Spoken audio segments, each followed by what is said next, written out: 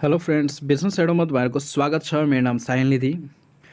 आज हामीले नेपाल राष्ट्र ब्याङ्कको प्रिटेस्टलाई कभर गर्नेछौँ। प्रिटेस्टको जुन ब्याङ्किङ टपिक रहेको छ, ब्याङ्किङ टपिकको फर्स्ट च्याप्टर, त्यसलाई आज हामी कभर गर्नेछौँ र यस्तै हामीले अब कन्टिन्यू चाहिँ प्रिटेस्टको लागि फोकस गर्दै पढ्नेछौँ।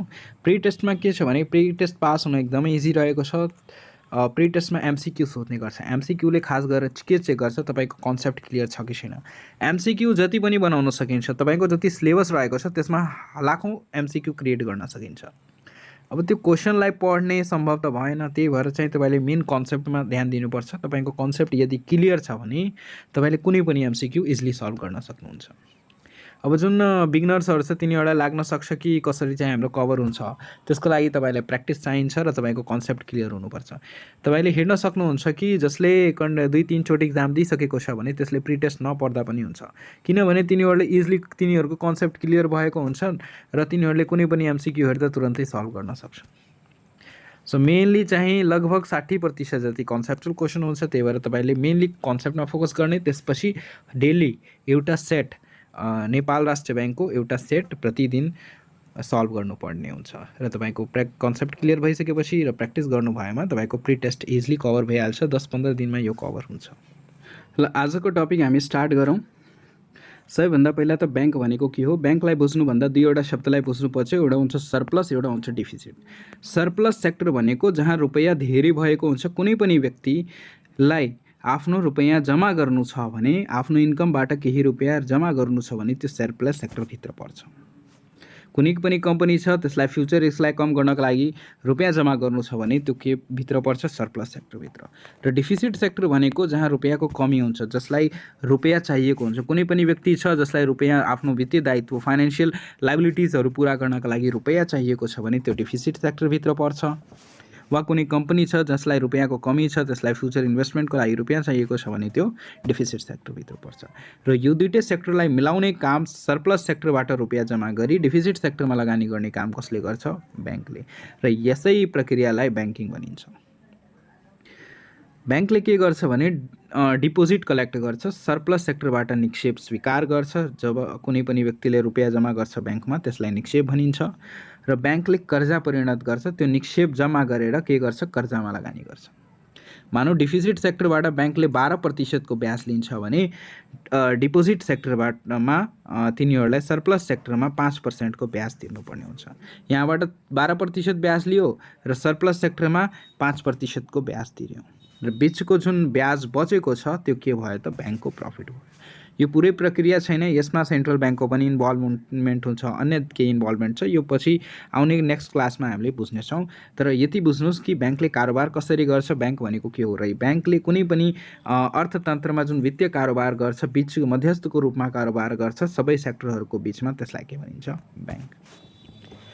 र ब्याङ्कको उत्पत्ति, ब्याङ्क शब्दको उत्पत्ति कहाँबाट भएको हो भने पुरानो समयमा के थियो भने युरोपियनहरूले के गर्थे, एउटा टेबल र कुर्सी राखेर बस्थे र त्यो टेबलमा विभिन्न देशको, युरोपमा धेरै सानो सानो देशहरू थियो, त त्यो सबै देशको फरक फरक मुद्रा थियो। तिनीहरूले टेबलमा मुद्राहरू राखेर बस्थे वा कुनै पनि व्यक्तिलाई आफ्नो देशको मुद्रालाई अरू देशसँग परिणत गराउनु छ भने त्यहाँ आएर एक्सचेन्ज गराउन मिल्थ्यो। त्यहाँ आएर तिनीहरूले के गर्थे, यो जुन टेबलमा बसेको जुन साहु थियो त्यसले के गर्थ्यो, कुनै पनि व्यक्तिको मुद्रा सठी गर्ने कारोबार गर्थ्यो। कसैलाई ऋण चाहिएको थियो भने यो टेबलमा आएर त्यो तिनीहरूले ऋण लिन पाउँथ्यो, वा कसैलाई आफ्नो रुपैयाँ हस्तान्तरण गराउनु छ, एक देशबाट अर्को देशमा पठाउनु छ भने यिनीहरूले सर्भिस दिन्थ्यो। र यही टेबललाई के भनिन्थ्यो भने यो टेबललाई भनिन्थ्यो ब्याङ्का। फ्रेन्च वर्डमा फ्रेन्चहरू थिए, तिनीहरूले ब्याङ्की भनिन्थ्यो। इटालियनहरूले आफ्नो भाषामा यसलाई ब्याङ्का भनिन्थ्यो र ल्याटिनहरूले यसलाई आफ्नो भाषामा ब्याङ्कस भनिन्थ्यो। र यसै शब्दबाट आएको हो ब्याङ्क। तपाईँले हेर्न सक्नुहुन्छ कि जुन टेबल रहेको छ, जुन यो टेबलमा आएर जुन काम हुन्छ त्यही काम आजको समयमा ब्याङ्कहरूले गरिरहेका छन्। र यसै टेबललाई भनिन्थ्यो के, ब्याङ्का, ब्याङ्कस, ब्याङ्कसहरू भनिन्थ्यो, जसलाई मनी एक्सचेन्ज टेबल भनिन्छ इङ्ग्लिसमा। र यसै शब्दबाट के भनेको हो, इङ्ग्लिस वर्ड ब्याङ्क भनेको हो। खासमा इटालियन वर्डबाट ब्याङ्क शब्द आएको हो भन्ने बुझिन्छ, तर फ्रेन्चमा पनि ब्याङ्की भनिन्थ्यो, यसलाई ल्याटिन ब्याङ्कस भनिन्थ्यो, जुन सिमिलर लाग्छ। हुनसक्छ यही दुईटाबाट पनि ब्याङ्क शब्द आएको हो। मेन यसको अर्थ के थियो भने मनी एक्सचेन्ज टेबल र यसैको कारोबार गर्थ्यो ब्याङ्कले। ब्याङ्कको इङ्ग्लिस शब्द बनेको हो। एउटा इकोनोमिस्ट थियो जियोफ्रे क्राउजर, उसले के भने कि जुन ब्याङ्कका एन्सेस्टरहरू छन् पुरानो ब्याङ्कर्सहरू को थियो भने मर्चेन्ट ट्रेडर्स। मर्चेन्ट ट्रेडर्स व्यापारीलाई भनिन्छ, खास गरेर जुन सुन चाँदी हिरा मोतीको जुन कारोबार गर्छ तिनीहरूलाई मर्चेन्ट भनिन्छ। र तिनीहरूले यस्तो कारोबारहरू गर्थे, कसैलाई ऋण दिने, कसैको जुन सम्पत्ति छ बहुमूल्य धातुहरूको संरक्षण दिने, यस्तो कारोबार गर्थे। मनी ल्यान्डर्सहरूले पनि ऋण दिने कारोबार गर्थे। गोल्ड स्मिथहरूले पनि यस्तो कारोबार गर्थे। गोल्ड स्मिथ सुनारलाई भनिन्छ। नेपालमा पनि हेर्नुहुन्छ भने साहु महाजनहरूले, लालाहरूले यस्तो कारोबारहरू गर्ने गर्थे। अब हेर्नुहोस् कि इस्टाब्लिसमेन्ट अफ ब्याङ्क, ब्याङ्कको स्थापनाहरूको बारेमा हेर्नुहोस्। यो तपाईँलाई याद गर्नुपर्ने हुन्छ। ब्याङ्क अफ भेनिस जो सबैभन्दा फर्स्ट ब्याङ्क रहेको छ वर्ल्डैको, त्यो 1157 यसको स्थापना भएको थियो। एडी, नेपाली डेट होइन, एडी रहेको छ। ब्याङ्क अफ बार्सिलोना 1401 एडीमा यो स्टार्ट भएको थियो। त्यसपछि bank of जेनन 1407 first central bank risk bank. सबैभन्दा पहिलो सेन्ट्रल ब्याङ्क कुन रहेको छ भने रिस्क ब्याङ्क अफ स्विडेन, जुन 1668 स्थापना भएको थियो।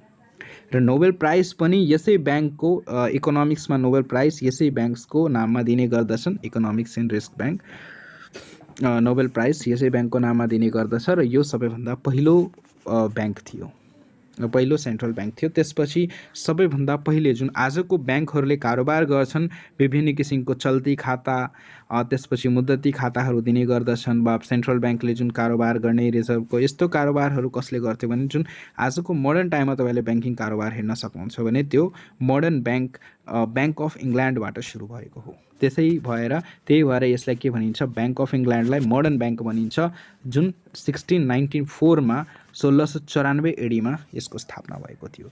र यो पछि गएर यसलाई सेन्ट्रल ब्याङ्कमा कन्भर्ट गर्यो, जुन 1844 यसको सेन्ट्रल ब्याङ्कबाट स्थापना भएको छ। त्यही भएर तपाईँले कति बुकमा हेर्न सक्नुहुन्छ central bank, first central bank, bank of इङ्ल्यान्डलाई पनि भनिएको छ।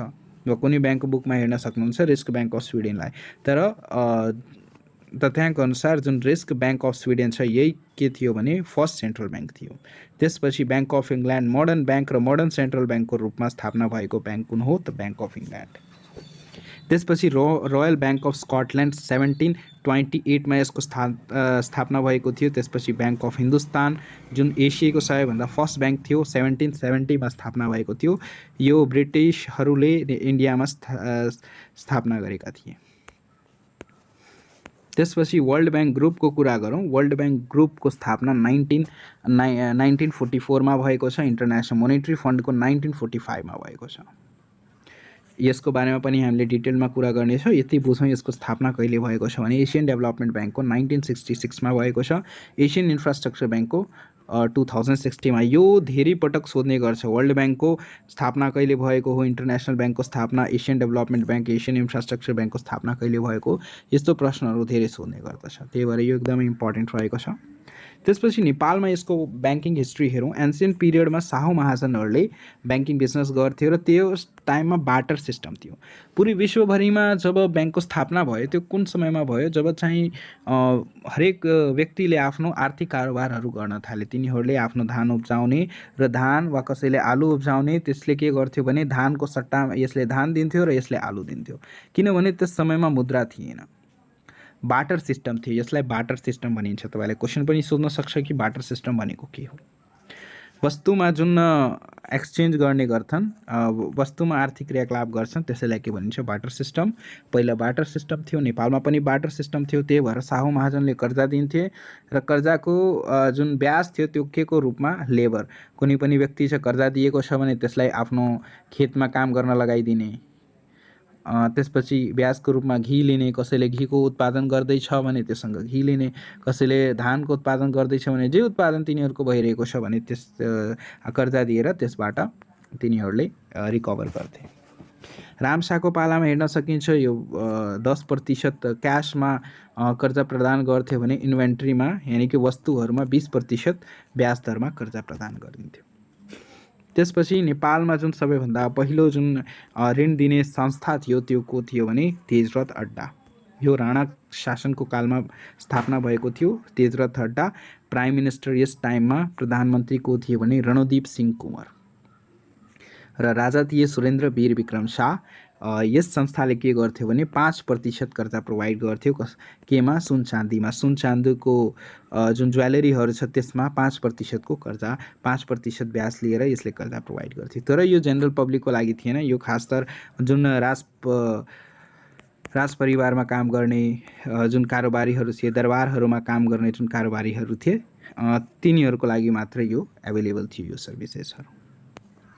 त्यसपछि जुन नेपालमा सबैभन्दा पहिलो जुन ब्याङ्क खुलेको थियो त्यो मोडर्न ब्याङ्क, यानि कि नेपालको first modern bank Nepal bank limited वा नेपालको फर्स्ट ब्याङ्क भन्दा पनि नेपाल ब्याङ्क लिमिटेड। यो नेपालको फर्स्ट ब्याङ्कको रूपमा रहेको छ, जसको स्थापना 30 कार्तिक 1994 बीएसमा भएको छ। तपाईँले प्राइभेट ब्याङ्कको इक्जाम दिँदै जाँदा यसको इङ्ग्लिस डेट पनि याद गर्नुहोला र कहिलेकाहीँ नेपाल राष्ट्र ब्याङ्कमा पनि यसको इङ्ग्लिस डेट सोध्न सकिन्छ। त्यसपछि यो कुन एक्टमा बनेको हो भने NBL act, Nepal bank limited act 1994 1994 यो बीएस हो। 1994 बीएसको एक्टमा यसको स्थापना भएको थियो र यसमा इस्युड क्यापिटल कति थियो यो पनि क्वेसन सोधेको क्वेसन हो। 25 लाख रुपियाँ यसको इस्यु जारी पुँजी थियो। Paid up capital 8,42,000, authorise capital 1 crore. कुनै पनि संस्था खोल्दाखेरि त्यहाँ देखाउनु पर्ने हुन्छ कि यो संस्थाले कतिसम्मको पुँजी जारी गर्न सक्छ, जसलाई अथोराइज क्यापिटल भनिन्छ, अधिकृत पुँजी भनिन्छ। सो नेपाल ब्याङ्क लिमिटेडले 1 करोडसम्मको पुँजी जारी गर्न सक्थ्यो। 1 करोडसम्मको पुँजी जारी गर्न सक्थ्यो। जुन कम्पनी खोल्ने हुन्छ त्यस टाइममा जुन रजिस्ट्रार कार्यालयमा जब दर्ता हुन्छ त्यसमा देखाउनु पर्ने हुन्छ कि यो कम्पनीले कतिसम्मको पुँजी जारी गर्न सक्छ 1 करोडको। तर 1 करोडको पुँजी एकैचोटिमा जारी गर्दैन। सेयर बजारमा जब लिस्टेड गर्दाखेरि 1 करोडको पुँजी एकैचोटि जारी गर्दैन, किनभने अहिले आवश्यकता कति छ त्यति मात्र जारी गर्छन्। जस्तै नेपाल ब्याङ्क लिमिटेडलाई त्यस समयमा कति आवश्यकता थियो, 25 लाख मात्र आवश्यकता थियो। त्यही भएर 1 करोडसम्मको पुँजी जारी गर्न सक्थ्यो, तर कति जारी गर्यो, 25 लाख रुपियाँ। अब पुँजी जारी गरिसकेपछि त्यो पुँजी किन्नु पनि पर्यो। पुँजी जब नेपाल स्टक एक्सचेन्जमा जारी गरिन्छ तब सब्सक्राइबरहरूले किन्नु पनि त पर्छ। त्यसको सबै पुँजी बिक्री हुन्छ कि हुँदैन, त्यस्तो अवस्था पनि आउन सक्छ। 25 लाख पुँजी जारी गर्यो, जबकि पेड अप क्यापिटल कति थियो, कति रिकभर भयो, 8,42,000। सो यो तीनटै डिफरेन्स छ यो क्यापिटलमा। अथोराइज क्यापिटलमा कतिसम्म जारी गर्न सक्छ, इस्युड क्यापिटलमा कति जारी गर्यो र त्यो पुँजी जारी गरिसकेपछि कति सब्सक्रिप्सन आयो, वहाँ कति पेड अप भयो, कति पुँजी जम्मा भएको थियो, त्यसलाई के भनिन्छ, पेड अप क्यापिटल। र यो वास्तविक पुँजी हुन्छ कुनै पनि संस्थाको। त्यसपछि नेपाल ब्याङ्क लिमिटेड स्थापना गर्दा जुन गभर्नमेन्टको अनरसिप थियो त्यो 60% थियो र सर्वसाधारणको जुन अनरसिप थियो त्यो 40% थियो। यसमा पनि यो ब्याङ्कले खासतर के कारोबार गर्थ्यो, नेपाल सरकारको आर्थिक कारोबार गर्ने, आर्थिक जुन पेमेन्ट्सहरू जुन गर्नुपर्ने नेपाल सरकारको कारोबार यसले गर्थ्यो, गभर्नमेन्ट ट्रान्जेक्सन यसले गर्थ्यो। तर यो खास गरेर सर्वसाधारणको लागि थिएन। कुनै पनि साधारण व्यक्ति छ त्यसले ब्याङ्कमा गएर खाता खोलाउन सक्दैन, त्यस्तो किसिमको सुविधा थिएन। यो राणाहरूको ब्याङ्क थियो, राणाहरूले यसमा कारोबार गर्थे। र यो ब्याङ्कको स्थापना जुद्ध शमशेरले गराएका थिए। जुद्ध शमशेर र किङ त्यस टाइममा त्रिभुवन वीर विक्रम शाहदेव। त्यसपछि फङ्सन यसको के थियो, म्यानेजमेन्ट अफ गभर्नमेन्ट ट्रान्जेक्सनको व्यवस्थापन गर्ने। र त्यसपछि आयो टक्सार विभागको स्थापना। टक्सार विभाग जसलाई सदरमुलकी खाना भनिन्छ, पहिला टक्सार विभाग थियो। टक्सार विभागको स्थापना 1989 बीएसमा भएको छ, 1990 बीएसमा भएको छ। र यसको नेम चेन्ज कहिले भयो, सदरमुलकी खानामा 2002मा यसको नेम परिणत भयो। सदरमुलकी खानाको स्थापना 2002मा भएको छ। र त्यसपछि सदरमुलकी खाना स्थापना भइसकेपछि 5 रुपियाँ, 10 रुपियाँ र 100 रुपियाँको नोट जारी गर्यो 2002मा र 1 रुपियाँको नोट जारी गर्यो 2009मा।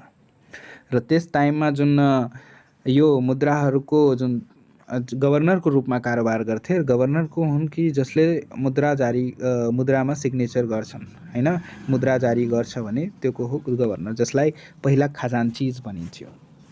क्या आजको समयमा क्यासियरलाई खजान्चिज भनिन्छ, त्यस टाइममा जुन गभर्नर कारोबार गर्छ आज त्यो चाहिँ खजान्चिजहरूले गर्ने गर्थे।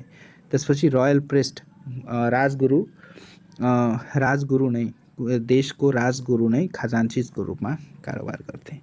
साधारण मूल्यकी खानाको जुन 10 लाख रुपियाँ एनुअली ब्रिटिस सरकारले नेपाल सरकारलाई साधारण मूल्यकी खानामा रुपियाँ दिने गर्दथे। कति? 10 लाख रुपियाँ। र यो क्वेसनहरू यति इम्पोर्टेन्ट छैन, किनभने यस्तो क्वेसनहरू सोध्दैन ढुकुटी, तर पनि बाइचान्स सोध्न सक्छ, किनभने रेयर क्वेसनहरू छन्। यस्तो प्रश्नहरू रेयरली सोध्ने गर्छन्। र ढुकुटी केस जुन ढुकुटी कारोबार थियो, जहाँ यो रुपियाँहरू स्टकमा राखिन्थ्यो, त्यसको जो 3वटा साँचा हुन्थ्यो, 3वटा साँचाको चाबी जुन थियो साँचो, त्यो एउटा क्यासियरनिर, एउटा तहबिलनिर र ताहिरनिर 3 साँचा गरेर 3वटा साँचा हुन्थ्यो। अब नेपाल राष्ट्र ब्याङ्कको स्थापना हेर्नुहोस्, यो एकदमै इम्पोर्टेन्ट रहेको छ। यसबाट धेरै प्रश्नहरू आउन सक्छ, यो सोधेको पनि छ।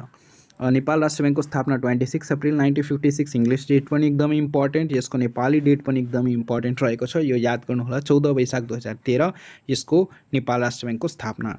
र नेपाल राष्ट्र ब्याङ्क कुन एक्टबाट बनेको हो, कुन एक्टबाट यसको स्थापना भएको हो भने नेपाल राष्ट्र ब्याङ्क एक्ट 1955, इङ्ग्लिसमा भन्दा 1955, नेपालीमा भन्दा 2012। र यस समय प्रधानमन्त्री को थिए भने टङ्क प्रसाद आचार्य। यो पनि सोध्न सक्छ, को थिए प्रधानमन्त्री? टङ्क प्रसाद आचार्य। र किङ को थिए त्यस समयमा? महेन्द्र वीर विक्रम शाहदेव। र नेपाल राष्ट्र ब्याङ्कले सबैभन्दा पहिले नेपाली करेन्सी रेगुलेसन एक्ट 2016 ल्यायो र त्यसको बापत फागुन 7 गते 2016 फागुन 7 मा रुपियाँ 1, 10, 5 र 100 को नयाँ रुपियाँ जारी गर्यो। तपाईँले क्वेसन सोध्न सक्छ, नेपालमा सबैभन्दा पहिला कागजी नोटको सुरुवात कहिले भएको हो भने 2002 मा। र नेपाल राष्ट्र ब्याङ्कले सबैभन्दा पहिले मुद्रा कहिले जारी गरेको हो भने फागुन 7 गते 2016 फागुन 7 गते नेपाली करेन्सी जारी गरेका हुन्। र रिलेसनसिप विथ आइएमएफ र वर्ल्ड ब्याङ्कको मेम्बरसिप कहिले आयो भने 1961 मा। नेपालीमा भन्दा 2018-20 मा आइएमएफ र वर्ल्ड ब्याङ्कको मेम्बर बनेको छ यो राष्ट्र ब्याङ्क। फरेन, यो क्वेसन पनि एकदमै इम्पोर्टेन्ट रहेको छ, त्यही भएर यो पनि एकदमै याद गर्नुहोला। त्यसपछि foreign exchange act enacted in the 1963। नेपालमा 2020 मा फरेन एक्सचेन्ज एक्ट आयो। यस एक्टले के गर्यो भने नेपालबाट अर्को देशमा पनि जुन इम्पोर्ट र एक्सपोर्टको जुन कारोबार हुन्छ त्यसको पेमेन्टको लागि यो एक्ट ल्याएको थियो। विदेशी मुद्रासँग सठी गर्नका लागि यो एक्ट ल्याएको थियो र आज पनि यसै एक्टको अनुसार कारोबार हुन्छ। जसले के गर्यो भन्दाखेरि विदेशीहरूसँग डबल एक्सचेन्ज रेट सिस्टम थियो र इन्डियासँग के थियो भने फिक्स्ड एक्सचेन्ज रेट सिस्टम थियो। फिक्स्ड एक्सचेन्ज रेट सिस्टम भनेको जस्तै नेपाल र भारतको मुद्रा कति छ भने 100 रुपियाँको 160 रुपियाँ हुन्छ, त्यो फिक्स छ। कति 60-70 वर्षदेखि त्यो फिक्स छ, आउँदो वर्षमा पनि त्यो फिक्स हुनेछ, किनभने नेपाल सरकारले फिक्स करेन्सी नीति यसमा लागू गरेको छ। र अन्य देशहरूसँग एक्सचेन्ज रेट सिस्टम हुन्छ जुन डिमान्ड र सप्लाईको बेसमा निर्धारण हुन्छ, जसको प्राइस। फिक्स रेट सिस्टममा दुईटै ब्याङ्कको सेन्ट्रल ब्याङ्कले मिलेर निर्धारण गर्छन् यसको रेट, तर जुन single exchange rate system, double exchange rate सिस्टमहरू हुन्छन् जुन डिमान्ड र सप्लाईको बेसमा कारोबार गर्छ, त्यसको चाहिँ नेपाल राष्ट्र ब्याङ्कले निर्धारण गर्छ कि डलरको र नेपालको जुन मुद्रा छ त्यसको रेट कति हुन्छ। यसै एक्टको अनुसार मुद्रा सठी कारोबार गर्ने गरिन्छ। त्यसपछि अब गभर्नरको कुरा गर्दा यो गभर्नरको नाम याद हुनैपर्छ। यो 3वटा गभर्नरको नाम याद हुनैपर्छ। मिस्टर हिमालय शमशेर, मिस्टर लक्ष्मीनाथ गौतम, त्यसपछि मिस्टर प्रद्युमन लाल राजभण्डारी। यो 2013 मा गभर्नर थिए, 2018 मा।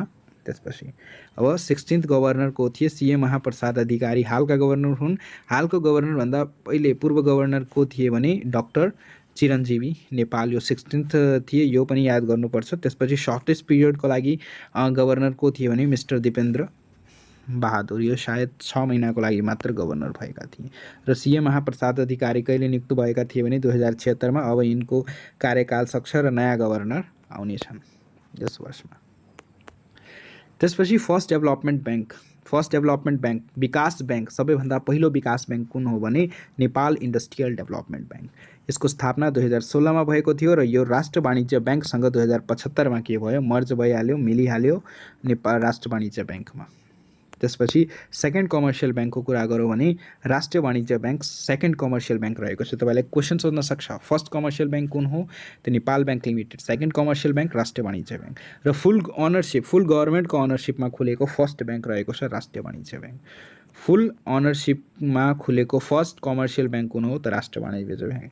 राष्ट्र वाणिज्य ब्याङ्कलाई पूर्ण गभर्नरको अनरसिपमा खोलिएको थियो र यसको स्थापना माघ 10 2022मा भएको थियो, जनवरी 21 1968। त्यसपछि अथोराइज क्यापिटल अधिकृत पुँजी कति थियो 1 करोड, यानि कि राष्ट्र वाणिज्य ब्याङ्कले कतिसम्मको पुँजी जारी गर्न सक्थ्यो भने 1 करोडसम्मको।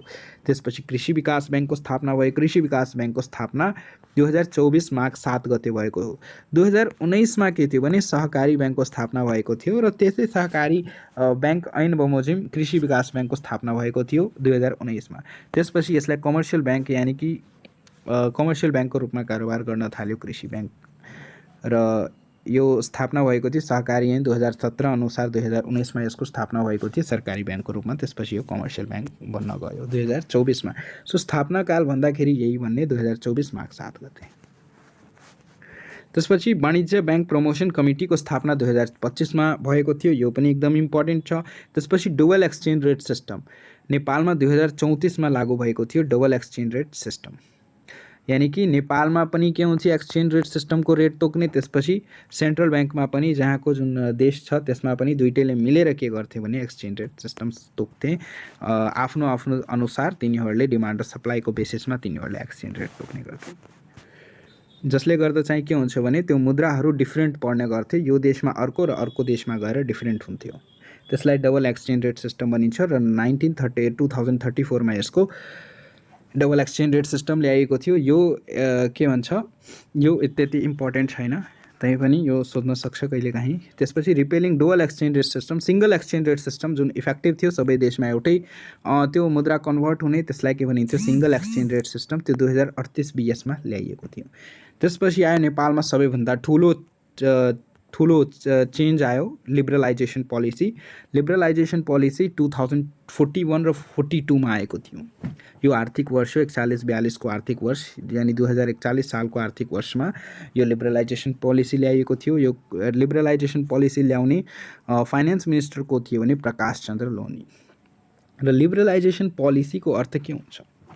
लिबरलाइजेसन पोलिसीको अर्थ हुन्छ योभन्दा पहिला के थियो भने कुनै पनि ब्याङ्किङ क्षेत्र सरकारको हुन्थ्यो।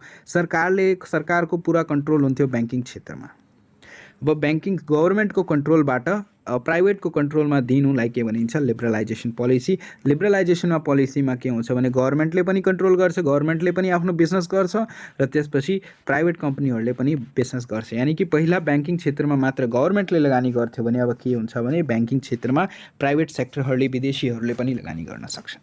सो यो लिबरलाइजेसन पोलिसी आयो, यानी कि देशको जुन अर्थतन्त्र छ त्यसलाई खुल्ला बनाइदिने, खुल्ला नीति पनि यसलाई भनिन्छ। त्यसपछि यस पोलिसीपछि धेरै परिवर्तन आयो। नेपालमा कमर्सियल ब्याङ्कहरूको स्थापना हुन थाल्यो। नोबेल ब्याङ्क सबैभन्दा पहिले स्थापना भयो, जसलाई पहिला जोइन्ट भेन्चर थियो यो नेपाल अरब ब्याङ्कसँग, जसको स्थापना 29 असार 2041मा भएको थियो। यो दुवैको ब्याङ्क थियो। त्यसपछि फर्स्ट जोइन्ट भेन्चर ब्याङ्क अरब ब्याङ्क लिमिटेड। त्यसपछि नेपाल इन्भेस्टमेन्ट ब्याङ्क आयो 2042मा जोइन्ट भेन्चर विथ फ्रान्स इन्डोस्युज ब्याङ्कसँग यो खुलेको थियो। फ्रान्स इन्डोस्युज ब्याङ्कले नेपालमा इन्भेस्ट गरेर नेपाल इन्भेस्टमेन्ट ब्याङ्क स्थापना गर्यो। त्यसपछि हिमालयन ब्याङ्क आयो। पाकिस्तान हबिबी ब्याङ्क थियो 2049मा। त्यसपछि फर्स्ट फाइनेन्स कम्पनी, यो पनि एकदम इम्पोर्टेन्ट छ। फर्स्ट फाइनेन्स कम्पनी जुन सी क्लास ब्याङ्क छ त्यो सबैभन्दा पहिले स्थापना नेपाल हाउसिङ डेभलपमेन्ट फाइनेन्स कम्पनीको स्थापना भएको थियो 11 साउन 2049मा। नेपालको फाइनेन्स कम्पनी यानी कि सी क्लास ब्याङ्क सबैभन्दा पहिले कहिले स्थापना भएको थियो? Nepal housing development finance company 11 साउन 2049मा स्थापना भएको थियो। त्यसपछि नेपालको ग्रामीण विकास ब्याङ्क, ग्रामीण विकास लघु वित्त संस्थाको स्थापना इस्टर्न डेभलपमेन्ट रिजन यानी कि 2049मा स्थापना भएको थियो। यो ग्रामीण विकास ब्याङ्क भनेको पहिले 5वटा सेन्ट्रल रिजन थियो। सेन्ट्रल डेभलपमेन्ट रिजन थियो, eastern development region, central development region, mid western, त्यसरी गरे फार वेस्टर्न गरेर 5वटा डेभलपमेन्ट रिजन थियो र सबै डेभलपमेन्ट रिजनमा एउटा ग्रामीण विकास ब्याङ्क थियो।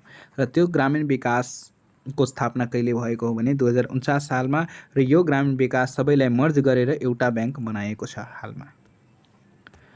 त्यसपछि नेपाल एसबिआई ब्याङ्क लिमिटेडको 2050 मा यसको स्थापना भएको हो। त्यसपछि international finance investment and commerce bank लिमिटेडको 2050 सालमा स्थापना भएको हो। 2061 सालमा श्रावण 19 गते सहकारी ब्याङ्कलाई विधिवत रूपमा स्थापना गरिएको थियो। यो त्यति खासै इम्पोर्टेन्ट छैन।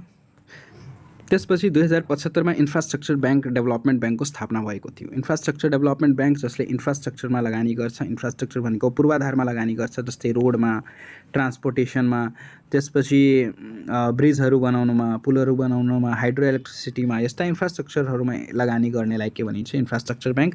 बाफिया अन्डरमा यसलाई कुनै पनि क्याटेगोरीमा राखेको छैन। तपाईलाई आज यो ब्याङ्क एउटा मात्र रहेको छ देशमा जसलाई निफ्रा पनि भनिन्छ। निफ्रा यसको नेम रहेको छ, जसलाई इन्फ्रास्ट्रक्चर ब्याङ्क भनिन्छ। र bank and financial institution act 2063 ल्याइएको थियो। 2063 हालमा कति रहेको छ? 2073 रहेको छ। योभन्दा पहिले bank and financial institution act 2073 ल्याएको थियो। यसलाई अम्ब्रेला एक्ट पनि भनिन्छ। अर्को इन्फर्मेसनहरू हेर्दा central bank Nepal bank, Nepal Rastra bank. First bank कुन हो? त Nepal bank limited. First development bank NIDC, Nepal investment development. त्यसपछि first rural development bank eastern rural development bank. Largest commercial bank कुन रहेको छ? ग्लोबल आइएमई, नेपालको सबैभन्दा ठुलो ब्याङ्क रहेको छ। फर्स्ट प्राइभेट ब्याङ्क रहेको छ नेपाल अरब ब्याङ्क लिमिटेड। त्यसपछि first regional commercial bank Lumbini विकास ब्याङ्क, नेपालको पहिलो रिजनल कमर्सियल ब्याङ्क। र फर्स्ट डोमेस्टिक इन्भेस्टमेन्ट यानि निजी लगानीमा स्थापना हुने पहिलो ब्याङ्क कुन छ? लुम्बिनी विकास ब्याङ्क। फर्स्ट फुल नेपाली इन्भेस्टर्स ब्याङ्क लुम्बिनी विकास ब्याङ्कको रूपमा रहेको छ। त्यसपछि एटिएम मसिनको स्थापना र डेबिट कार्डको स्थापना कसले गरेको छ भने नेपालमा एभरेस्ट ब्याङ्कले। इन्टरनेट ब्याङ्कको स्थापना कसले गरेको छ? इन्टरनेट ब्याङ्किङको स्थापना नेपालमा कुमारी ब्याङ्कले। क्रेडिट कार्ड कसले ल्यायो? त हिमाल ब्याङ्कले। त्यसपछि मल्टी करेन्सी कार्ड कसले ल्यायो? त सेन्चुरी ब्याङ्कले। रोबोटको फर्स्ट रोबोट युज कसले गरेको थियो? एसबिआई ब्याङ्कले रोबोटको युज गरेको थियो। हिस्ट्री अफ कोइन्स यो पनि कहिलेकाहीँ सोध्ने गर्दछ। नेपालको हिस्ट्री कोइन्सको रूपमा गुणकामदेवले गुणाङ्क ल्याए। मानदेवको पालामा मानाङ्क मुद्रा चल्थ्यो। रत्नमलको पालामा तामाको सिक्का चल्ने गर्थ्यो। महेन्द्र मल्लको पालामा चाँदीको सिक्का चल्थ्यो। जयप्रकाश मल्लको पालामा सुनको मुद्रा चल्थ्यो, जुन 2x2 मिलिमिटर थियो। एकदमै सानो, मटरको जाना जस्तो एकदमै सानो सुनको मुद्रा थियो। जावा विश्वको सबैभन्दा सानो मुद्रा। यो वर्ल्ड तपाईँले यो जिकेमा पनि सोध्न सकिन्छ। विश्वको सबैभन्दा सानो मुद्रा कुन हो? जावा, जो जयप्रकाश मल्लले जारी गरेका थिए। त्यसपछि सिद्धि नरसिंह मल्ल छालाको मुद्रा ल्याएका थिए। त्यसपछि पृथ्वी वीर विक्रम शाहदेव प्वाल भएको मुद्रा ल्याएका थिए। प्वाल यस्तो मुद्रामा पनि बिचमा होल थियो। यो मुद्रा कसले ल्याएका थिए भने पृथ्वी वीर विक्रम शाहदेव। पृथ्वी नारायण छैन, पृथ्वी वीर विक्रम शाहदेव। त्यसपछि नेपाली मोरु 5-10-100 को असोज 1 गते 2002 मा स्थापना भएको थियो। सबैभन्दा पहिलो कागजी नोट। र रुपियाँ 1 2009 मा आयो। 1-5-1-5-10-100 को नोट फागुन 7 गते 2016 मा नेपाल राष्ट्र ब्याङ्कले जारी गरेको थियो। 1000 को नोट पुष 13 2026 मा, 500 2027 मा, 50 वैशाख 14 2034 मा। यो खासै त्यस्तो इम्पोर्टेन्ट छैन। 2 रुपियाँको मुद्रा वैशाख 14 गते, 20 रुपियाँको कार्तिक 22 गते, 25 रुपियाँको चैत्र 29 गते 2052। 2050 को पनि मुद्रा थियो। 2050 को नोट थियो। मुद्रा 2050 को पनि क्यास थियो, नोट थियो। चैत्र 28 2053। त्यसपछि टोटल 11वटा नोट चलन चल्तीमा रहेको छ। त्यसपछि पोलिमर नोट बिचमा के थियो भने 10 रुपियाँको नोट पोलिमर नोट थियो, जुन प्लास्टिक जस्तो थियो। त्यसलाई पोलिमर नोट भनिन्थ्यो। त्यो असोज 14 2059 मा लागू गरिएको थियो।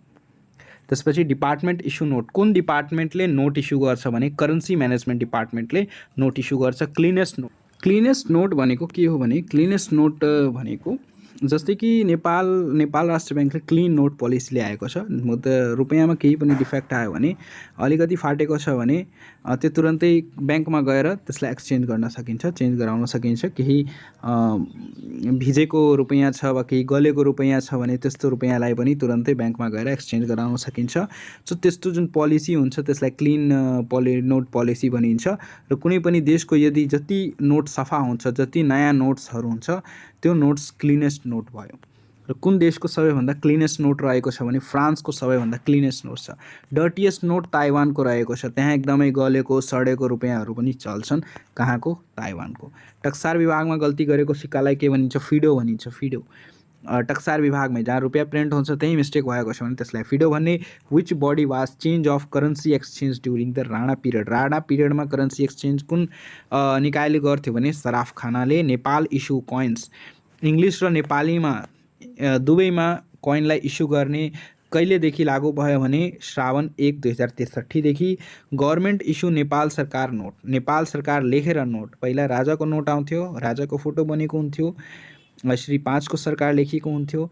तर अब नेपाल सरकार लेखिएको हुन्छ। नेपाल सरकारको नोट कहिले जारी भयो भने श्री 5 को सरकार हटाएर नेपाल सरकारको नोट लेख्न थाल्यो असोज 6 2063 सालमा। सबैभन्दा पहिला 5 रुपियाँको नोटमा यो लेखिएको थियो।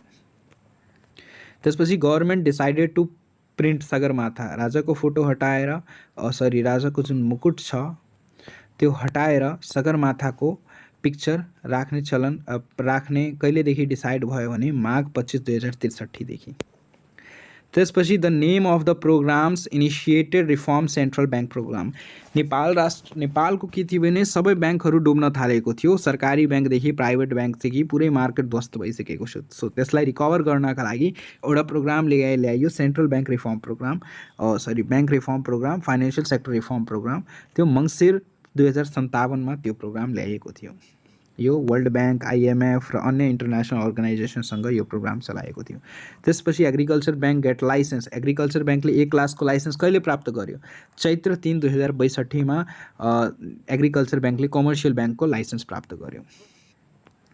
र ब्याङ्क खाता खोल्ने नीति कहिले ल्याएको थियो भने 2019मा ब्याङ्क खाता खोल्ने नीति ल्याएको थियो। नेपालमा वित्तीय समावेशीकरणको सुरुवात कहिले भयो? वित्तीय समावेशीकरण फाइनेन्शियल इन्क्लुजनको सुरुवात कहिले भएको थियो भने 2019 सहकारी ब्याङ्कहरूको स्थापना सँगै यसको सुरुवात भएको थियो। छालाको मुद्रा सिद्धि नरसिंह मल्लले चलाएका थिए। हालको अवस्थाको कुरा गरौँ, कमर्सियल ब्याङ्क 20वटा रहेको 2023 को डाटा अनुसार 20वटा कमर्सियल ब्याङ्क थियो, जम्मा 112वटा ब्याङ्क थिए। तर हालको अवस्था अनुसार सेप्टेम्बर 24 छ, यहाँ 23 छैन, 24 को अनुसार नयाँ डेटा छ यो। 20वटा कमर्सियल ब्याङ्क, 17वटा डेभलपमेन्ट ब्याङ्क। बिगनर्सहरू छन् जसलाई थाहा छैन भने म भनिदियो, नेपालमा 4 किसिमको ब्याङ्क रहेको छ। ए ब्याङ्क जसलाई कमर्सियल ब्याङ्क, वाणिज्य ब्याङ्क भनिन्छ नेपालीमा।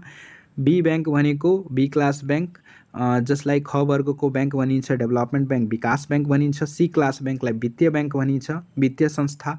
माइक्रो फाइनेन्स कम्पनीलाई के भनिन्छ? लघु वित्त संस्था, माइक्रो फाइनेन्स कम्पनीलाई। यो 4 किसिमको नेपालमा ब्याङ्क रहेको छ। तपाईँले क्वेसन सोध्न सक्छ, नेपालको ब्याङ्कलाई कति भागमा वर्गीकरण गरिएको छ? 4 भागमा। त्यसपछि एउटा हुन्छ इन्फ्रास्ट्रक्चर ब्याङ्क, यसलाई कुनै पनि क्याटेगोरीमा राखिएको छैन। र नेपालमा योभन्दा पहिले 112वटा ब्याङ्क थियो भने हालमा 107वटा ब्याङ्क रहेको छ। 20वटा कमर्सियल ब्याङ्क, डेभलपमेन्ट ब्याङ्क 17वटा, फाइनेन्स कम्पनी 17वटा, माइक्रो फाइनेन्स 52, त्यसपछि इन्फ्रास्ट्रक्चर एउटा। र ब्रान्च यस्तै इम्पोर्टेन्ट छैन, ब्रान्च यति बुझ्नुहोस् कि 11,500 भन्दा बढी ब्रान्च रहेको छ नेपालमा। अब फाइनेन्शियल एक्सेसको कुरा गरौँ, 753 लोकल लेभल छ नेपालमा। 753मा वाणिज्य ब्याङ्कहरूले आफ्ना शाखा खोलिसकेका छन्। लास्ट लोकल लेभल थियो बाझाङको सैपा गाउँपालिकामा कुनै पनि वाणिज्य ब्याङ्कको शाखा थिएन। र यसै वर्ष के भएको छ भने बाझाङको सैपाल गाउँपालिकामा एभरेस्ट ब्याङ्कले आफ्नो शाखा खोलेका छन्। र यसको डेट म एभाइलेबल गराइदिन्छु, डेट पनि यसको इम्पोर्टेन्ट रहेको छ। मेजर फाइनेन्शियल इन्डिकेटर्स भन्दा नेपालको हालको स्थिति कस्तो रहेको छ भने नेपालको हालको स्थितिमा total deposit and by GDP, यानी कि जीडीपी को कति प्रतिशत नेपालमा डिपोजिट रहेको छ भने 113.01% डिपोजिट रहेको छ जम्मा जीडीपी को। टोटल क्रेडिट कर्जा कति रहेको छ? 90%।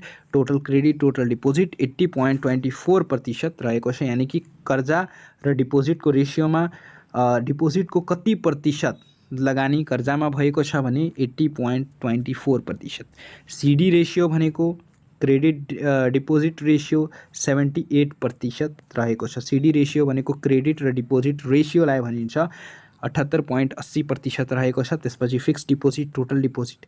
फिक्स्ड डिपोजिट भनेको मुद्दती खाता भयो, मुद्दती खातामा भएको जुन निक्षेप छ र जम्मा निक्षेप। यो फिक्स्ड डिपोजिट एकदमै लङ टर्मको लागि हुन्छ, 5 साल 10 वर्षको लागि ब्याङ्कमा निक्षेप रहेको हुन्छ जनताहरूको। त्यो फिक्स्ड डिपोजिट भयो र फिक्स्ड डिपोजिट कति % छ? जम्मा डिपोजिटको 3 किसिमको डिपोजिट हुन्छ, करेन्ट डिपोजिट, सेभिङ डिपोजिट र फिक्स्ड डिपोजिट। र फिक्स्ड डिपोजिट टोटल डिपोजिटको कति छ? 57.15% रहेको छ। नन पर्फर्मिङ लोन जुन चाहिँ रुपियाँ डुबिसकेको रुपियाँ छ, कर्जा रूपमा ब्याङ्कले कर्जा लगानी गर्यो तर रुपियाँ डुबिसकेको छ, त्यो कति % लोनको कर्जा डुबेको छ भने 3.86% नन पर्फर्मिङ लोन यानि डुबेको कर्जा रहेको छ। लिक्विडिटी रेसियोको कुरा गरौँ, टोटल लिक्विडिटी एसेट र total deposit. Total liquidity asset भनेको जुन क्याशको फर्ममा रुपियाँ हुन्छ, जसलाई तुरन्तै क्याशको फर्ममा चेन्ज गर्न सकिन्छ, जस्तै गोल्ड भयो, क्याश भयो, जसलाई तुरन्तै तपाईँले बजारमा गएर केही पनि सामान किन्न सक्नुहुन्छ, त्यसलाई लिक्विडिटी एसेट भनिन्छ, लिक्विड एसेट भनिन्छ। त्यो लिक्विड एसेट ब्याङ्कसँग कति रहेको छ भने जम्मा डिपोजिटको 25% लिक्विड एसेट रहेको छ ब्याङ्कको। क्यापिटल एडिक्वेसीको कुरा गरौँ, क्यापिटल एडिक्वेसी भनेको core capital risk weighted asset 10.12% रहेको छ भने total capital risk weighted asset 12.80% रहेको छ। यो रिस्क वेटेड एसेट भनेको जुन कर्जामा परिणत गरिएको छ, जुन यस्तो किसिमको एसेट जसमा रिस्क रहेको छ, त्यो आउँछ कि आउँदैन, यस्तो किसिमको रिस्क हुन्छ भने त्यसलाई रिस्क वेटेड एसेट भनिन्छ। त्यो रिस्क वेटेड एसेटको कोर क्यापिटल कति रहेको छ? रिस्क वेटेड एसेट र कोर क्यापिटलको जुन रेसियो छ कति % रहेको छ भने 10.12%। कोर क्यापिटल भनेको जुन इक्विटी, इफ अनर्स इक्विटी भयो, जुन लगानीकर्ताहरूले ब्याङ्कमा लगानी गरेका छन्, वास्तविक लगानी भनेको के हो त? Core capital. कोर क्यापिटल र रिस्क वेटेड एसेटको कति % रहेको छ भने 10.12%। टोटल क्यापिटलमा पर्छ सर्वसाधारणले लगानी गर्ने, त्यसपछि प्रोमोटर्सहरूको लगानी पनि पर्छ, त्यसपछि ब्याङ्कहरूसँग लिएको लोन्सहरू पनि पर्छ, ब्याङ्कहरूले गरेको लगानीहरू पनि पर्ने गर्छ टोटल क्यापिटल्समा। सो टोटल क्यापिटलको रिस्क वेटेड एसेटको टोटल क्यापिटल कति रहेको छ? 12.80% रहेको छ। त्यसपछि नम्बर अफ डिपोजिट एकाउन्ट रहेको छ 5,56,00,000 रहेको छ भने लोन एकाउन्ट 1 मिलियन जति रहेको छ। त्यसपछि मोबाइल ब्याङ्किङ कति रहेको छ भने 2 करोड जति मोबाइल ब्याङ्किङ एकाउन्ट रहेको छ, मोबाइल ब्याङ्किङबाट ट्रान्ज्याक्सन गर्छन् 24 मिलियन, 2 करोड जति। त्यसपछि इन्टरनेट ब्याङ्किङ 19 लाख जति रहेको छ इन्टरनेट ब्याङ्किङ युजर्सहरू। त्यसपछि एटिएमको कुरा गरौँ भने नेपालमा एटिएम 5200 एटिएम्स नेपालभरिमा रहेका छन्। त्यसपछि इन्ट्रेस्ट रेटको कुरा गरौँ, interest rate average interest rate सेभिङमा 3.43%, एभरेज इन्ट्रेस्ट सबै ब्याङ्कको मिलाएर जुन एभरेजमा इन्ट्रेस्ट रेट रहेको छ 3.43%, 7.93%, कल डिपोजिटको 1.45% र जम्मा जुन एभरेज निकाल्ने हो भने 5.66% जति एभरेज इन्ट्रेस्ट रेट रहेको छ केमा? डिपोजिटमा। र इन्ट्रेस्ट रेट अन क्रेडिटमा कति रहेको छ भने यो अलिकति मिडिएको छ, 9.33% जति रहेको छ। यसको म तपाईँलाई क्लियरली डेटा एभाइलेबल गराइदिन्छु। र भिडियो यो धेरै लामो भयो, अब हामी नेक्स्ट भिडियोमा चाहिँ नेपाल राष्ट्र ब्याङ्कको बारेमा कुरा गर्छौँ। नेपाल राष्ट्र ब्याङ्क भनेको के हो, यसको अर्गनाइजेसन स्ट्रक्चर र यसको सबैभन्दा ठुलो यसको हिस्ट्री थियो। हिस्ट्री कभर भइसकेपछि अब सानो सानो टपिक रहेको छ, त्यो यो विकभित्र चाहिँ कभर भइहाल्छ। अब हामी नेक्स्ट भिडियोमा भेट्नेछौँ। यो भिडियो कस्तो लाग्यो प्लिज कमेन्ट गर्नुहोस् र यसपछि अब चाहिँ तपाईँले प्री टेस्टको एक्जाम दिन एकदमै इजी हुन्छ त, किनभने तपाईँले कन्सेप्ट बुझिसक्नु भएको छ र त्यसपछि तपाईँले MCQहरू इजिली सल्भ गर्न सक्नुहुन्छ। ल अब म बिदा चाहन्छु, धन्यवाद।